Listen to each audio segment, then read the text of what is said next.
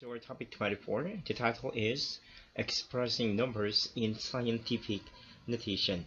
So ngayon, pag-aaralan natin kung paano nga ba natin gagawing scientific notation ang pinakamalaking number or ang pinakamaliit na number. The positive number n is in scientific notation if n is written as m times 10 raised to k, where m is equal or greater than 1 but less than 10, and k here is any integer. Again, this is the form of our scientific notation. Okay, so m times 10 raised to the k power. Okay, na kung saan yung m natin is equal or mas mataas sa 1 pero hindi lalagpas ng 10. Okay? M must be equal or greater than 1 but less than 10. And yung tawag natin sa M to is coefficient or significant. Okay? So, times 10 tayo, power of 10. And yung K natin is either positive or negative exponent. So, that is your scientific notation. So rules for scientific notation, we have dapat yung m natin again is equal or greater than 1 but less than 10. Okay? So ibig sabihin pwedeng 1, 2, 3, 4, 5, 6 until 9.9999. Okay? Basta hindi magiging 10 siya. Pwede magiging 1 pero hindi magiging 10. And letter B, the number of decimal points movement is the value of k or your exponent. So, nakadepende kung saan natin gagalawin yung decimal point ng ating number. Okay? Yun yung magiging sign ng ating k or ng ating exponent. So, negative exponent if the movement is to the right and positive if it is to the left. So, kung gagalawin natin yung decimal point ng number papuntang right, yung magiging exponent is negative. Pag papuntang left naman, yung magiging exponent is positive. Okay? If we're transforming decimal number to a scientific notation. Pero pag case naman na we will transfer or we will convert the scientific notation to a decimal number, opposite na yung magiging process. Express each number in scientific notation. Letter A, 6,000. B, 35 million. Letter C, 84 billion. And letter D, 632.80 times 10 raised to 7. Let's begin with letter A. So letter A, okay, so before that, recall natin yung power of 10 kasi gagamitin natin siya in scientific notation. Okay, so yung 1 natin can be written to the power of 10, which is 10 raised to 0. Okay, according to the rule of exponent, any number raised to 0 is equal to 1. Okay, so 1 here is equal to 10 raised to 0. 10 is equal to 10 raised to 1. Yung 100 is equal to 10 raised to 2. 1,000 is equal to 10 raised to 3. 10,000 is equal to 10 to the 4th power.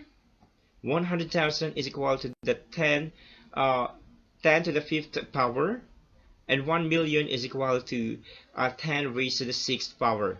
So kung mapapansin natin na merong pattern, depende yung exponent natin, okay, ng power of 10 nakadepende kung ilang zero yung presence here. Okay, so in case of 1, wala siyang 0, so exponent is 0. Okay, in 10, isa lang yung 0, so exponent is 1. Yung 100, dalawa yung 0, so exponent is 2, so on. Okay, in 1 million, there are 6 0, so it is written as 10 raised to 6. Okay, 6 kasi yung 0 ng 1 million. So this is the power of 10, which is gagamitin natin in scientific notation. Okay, we have also 10 million, that is equivalent to 10 raised to 7. Okay, 7 zeros. Okay.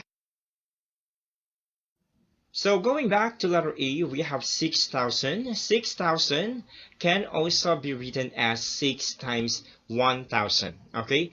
So gagawa tayo ng power of 10 here. So again, 6,000 is also the same as 6 times 1,000.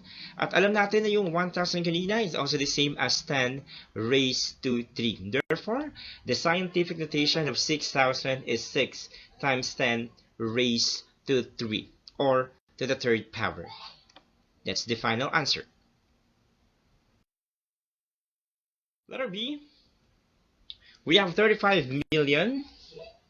35 million can be also written as 35 times 1 million, right? 35 times 1 million is 35 million. So, yung power of 10 ng 1 million is equivalent to 10 raised to 6. Kasi meron tayong 6 zeros, okay, in 1 million. So, that is equivalent to 10 raised to 6. So, yung 35, okay, so this is not the final form of your scientific notation.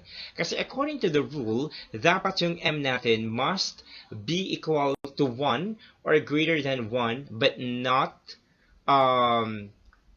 less than 10. Okay, so hindi bababa ng 10, pero pwedeng maging 1 or pwedeng tataas ng 1.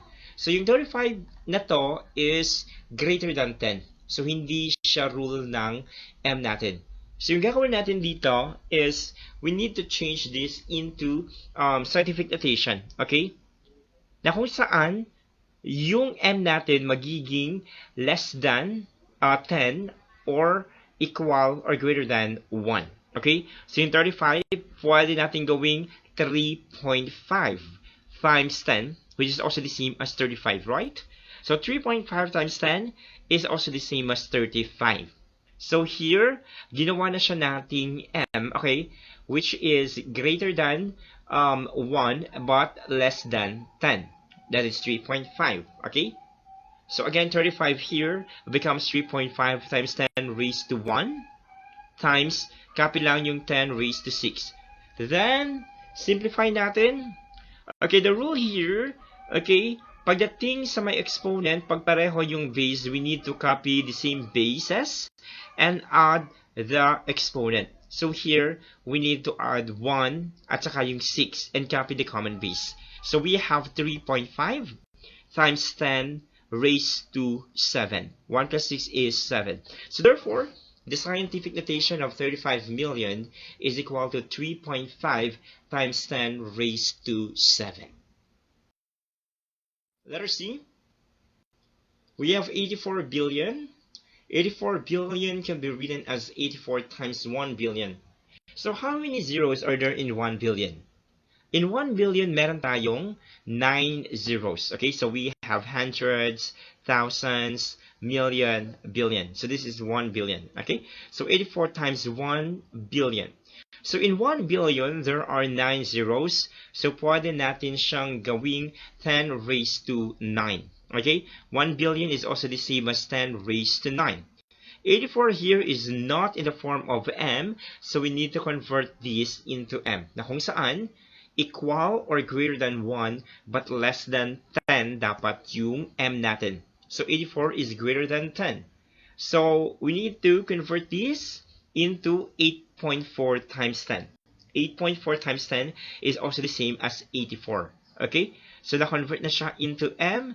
So we will simplify the powers natin. Okay? So copy yung 8.4, copy yung common bases natin which is 10, and add the exponent. 1 plus 9 is equal to 10. Thus, 84 billion is also the same as 8.4 times 10 raised to 10. Letter D, we have 632.80 times 10 raised to 7. Okay, so this is not in scientific notation pa rin. Okay? Kasi yung m natin is greater than 10, which is 632.80. Okay, so we need to convert this or transform this into scientific notation na kung saan yung m natin again is greater than 1 or equal to 1 but less than 10. Okay? So idadissect natin yung 632.80 becomes 6.328 times 10 raised to the power of 2. Okay? Since 10 raised to 2 is 100, times 6.328 is the same as 632.80. Okay? Again, yung number na to is also the same as the number here. Okay? Then copy yung 10 raised to 7. Then simplify. Copy the m, which in this case we have 6.328. We have the common basis of 10. Add the exponent 2 plus 7, that is 9. Thus, 632.80 times 10 raised to 7 is also the same as 6.328 times 10 raised to 9. Okay? So, para mas madali siguro yung pag-convert ng scientific notation to another scientific notation or ng decimal number to scientific notation, meron tayong another way. Okay? Kung paano natin gagawin yan. Okay, example. Transform each number in scientific notation to decimal form. So here, given yung mga scientific notation, gagawin natin siyang decimal number. Okay? Paano kaya yan? Or whole number. So we have the following givens. The 1.7 times 10 raised to 5. Letter B, 8.01 times 10 raised to 8. Letter C, 2.6 times 10 raised to negative 9. And letter D, 4.05 times 10 raised to negative 5. So the rule here, when transforming a scientific notation to a decimal number, is this. Kung yung exponent natin or yung k natin is positive, take note, kung yung k natin or the exponent of your power of 10 is positive, we will move the decimal point papuntang right. Okay? Papuntang kanan po yung galaw ng ating decimal point. Okay? Kung ilang beses, it depends on the exponent of your power of 10. To the right, pag positive yung exponent, pag negative naman, yung decimal point will be moved to the left. It depends again on the exponent kung ilang beses tayo gagalaw. Example in number 1. We have 1.7 times 10 raised to 5. Again, we have 1.7 times 10 raised to 5. So, titingnan natin muna yung exponent. Okay? Is the exponent ba positive or negative? So, exponent of 1.7 times 10 raised to 5 is 5. And 5 here is positive. Since exponent is positive, gagalawin natin yung decimal point 5 units papuntang right. So copy 1.7. Again, exponent is positive. That means we will move the decimal point 5 units to the right since positive. So let's count. 1, 2, 3, 4, 5. So yung gagawin natin dito sa mga vacancies, mag-a-annex lang tayo ng 0. So put 0, 0, 0, and 0.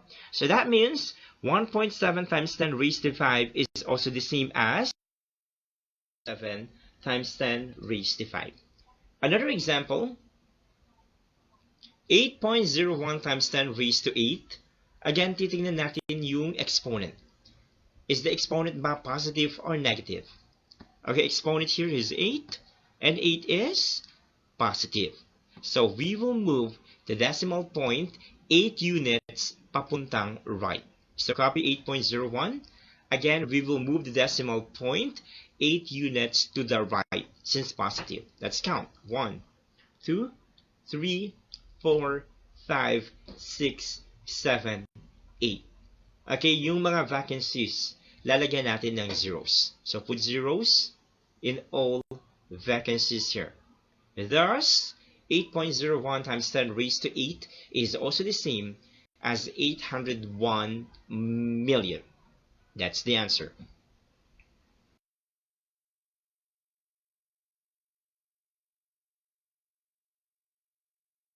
Six times 10 raised to negative 9. Tingnan ulit natin yung exponent. Negative ba or positive? So we have negative 9. Thus, exponent is negative. Since negative yung exponent, we will move the decimal point to the left. Ilang beses? 9. Okay, since the exponent is negative 9. So move decimal point of 2.6, 9 units to the left. Let's count. 1, 2, 3, 4, 5, 6, 7, 8, 9. Again, yung mga vacancies pa, lalagyan natin ng zeros. Okay, annex zeros in the vacancies na ginawa natin. Okay? So thus, 0.6 times 10 raised to negative 9 is also the same as 0.000000009. Next, we have 4.05 times 10 raised to negative 5. Tingnan ulit natin yung exponent. Okay? Is it positive or negative? The answer is negative. Okay, so we have negative 5 exponent. So that means we will move the decimal point of 4.05 5 units to the left. Let's count. 1, 2, 3, 4, 5. Thus, 4.05 times 10 raised to negative 5 is also the same as 0.0000405. That's how you transform a scientific notation to a decimal number. Okay, another example. So here naman, we will change a decimal number or a whole number into scientific notation. For example, letter A, we have 0.0001. Letter B is 0.00203. Letter C, 2,100,000. And letter D, we have 36,000. Okay? So, katulad kanina, kung ayaw nyo gumamit ng base 10 or power of 10, you can use this rule. Okay? So, rule is that if a number is less than 1, ibig sabihin decimal number, let's say for example, letter A and letter B, okay, less than 1 siya, yung rule natin dito is we will move the decimal point to the right, okay, until we can come up with M. Okay, na kung saan yung M natin is greater than or equal to 1 but less than 10. Okay? And your exponent is negative and the number or the value of your K is the number of your movements until you come up with letter M. Okay? Or that is your mantisa. If the number is greater than 1, let's say for example letter C or letter D, the rule here is we will move the decimal point to the left, papuntang kaliwa naman, until we come up with mantisa or letter M that is greater than or equal to 1 but less than 10. Okay? And the exponent is positive for the whole number. 001. So, yung conditions natin kanina, titingnan natin if the number is greater than or less than 1. Okay? So, is 0.00001 less than or greater than 1? The answer is less than 1. So, we will follow the rule na kung saan yung number natin is less than 1. Okay? So, rule again, we will move the decimal point of this number which is 0.00001 saan? Okay, papuntang right naman. Until we come up with a mantisa which is greater than or equal to 1 but less than 10. Okay, let's move. 1, 2, 3, 4, 5. So we will end it after no 1. Okay, since that is the value of our M na, which is greater or equal to 1 but less than 10. Okay, so in this case, M here is equal to 1. Okay, so therefore, ilang beses tayong gumala? 1, 2, 3, 4, 5. Yung magiging exponent natin is negative 5. And our M is 1. Hence, 0.0001 is also the same as 1 times 10 raised to negative 5.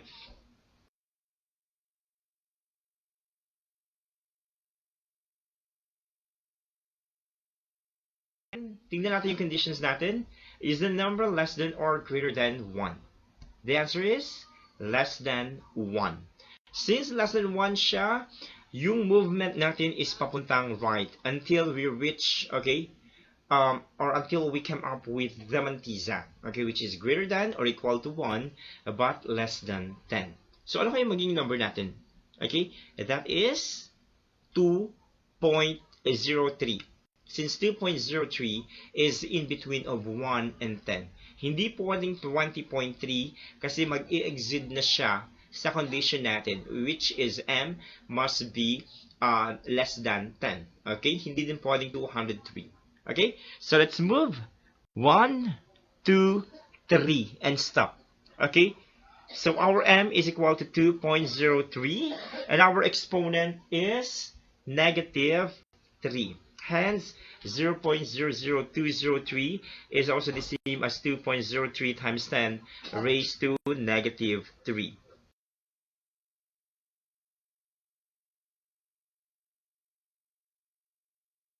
We have 2,100,000. So again, tingnan natin yung conditions natin. Okay? If the number is less than or greater than 1. 2,100,000 is greater than 1. So we will follow the rule, okay? Na kung saan gagalawin natin yung decimal point ng 2,100,000 papuntang left naman, okay? The question here is, nasaan yung decimal point ng 2,100,000?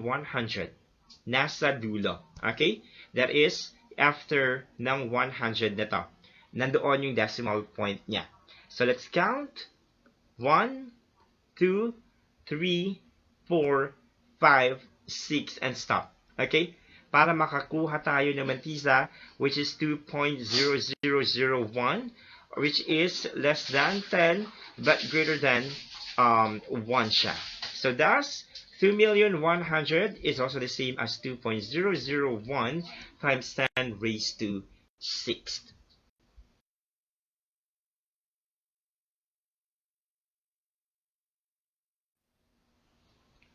So we have 6,000.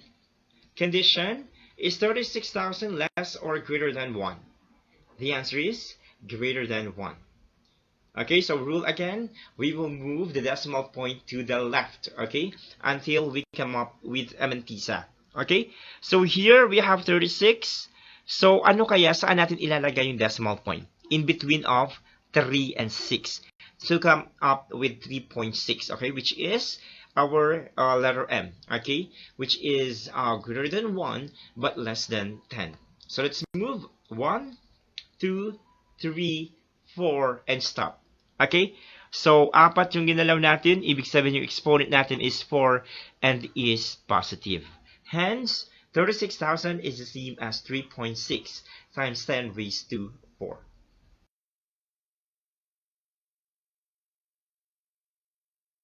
Okay? Sa next video natin, pag-aaralan natin kung paano natin kukunin yung addition, subtraction, division, and multiplications of scientific notation, okay, or involving scientific notations. Have a good day.